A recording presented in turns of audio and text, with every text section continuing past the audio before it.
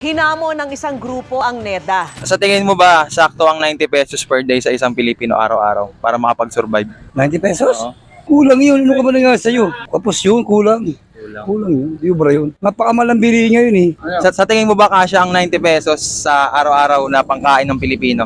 Kulang. Mahal ang bilihin ngayon. Sobra. Tingnan mo yung presyo ng bigas, oh. 1 kilo pa lang, 58 na. Ano na yung ulam mo? Bagoong na lang. Sa tingin mo ba, sakto ang 90 pesos per day sa isang Pilipino para makapag-survive? Hindi. Sa mahal ang bilihin. Sabi Sobra. kasi ng gobyerno, kasya daw yun sa araw-araw. Maniwala ko dyan. Ay, lalo ko po yung mga bata kapag maliit. Tingin mo ba, sakto ang 90 pesos sa pang-araw-araw na Pilipino para makapag-survive? Ay, hindi Siyempre, sa mahal ng bilihin ngayon. Mahal ang bilihin, siyempre. Mahal ang bigas, mahal ang ulam. Hindi abot talaga. Ay, hindi talaga.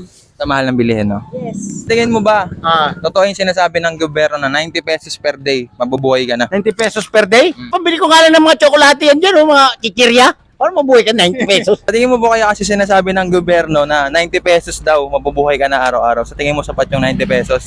Bakit? Bigas lang eh. Kulang na yun. Hindi ka kasya. Ang mahal ng bilihin ngayon. Sa tingin mo ba, kasya ang 90 pesos para mabuhay ang Pilipino?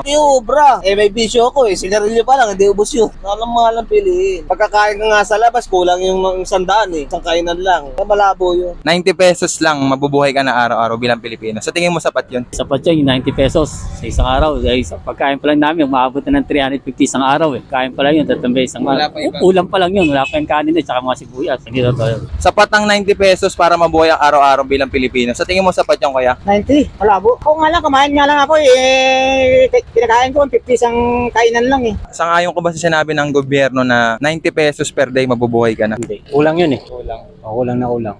Hindi siya sapat sa pang-araw-araw. Hindi talaga.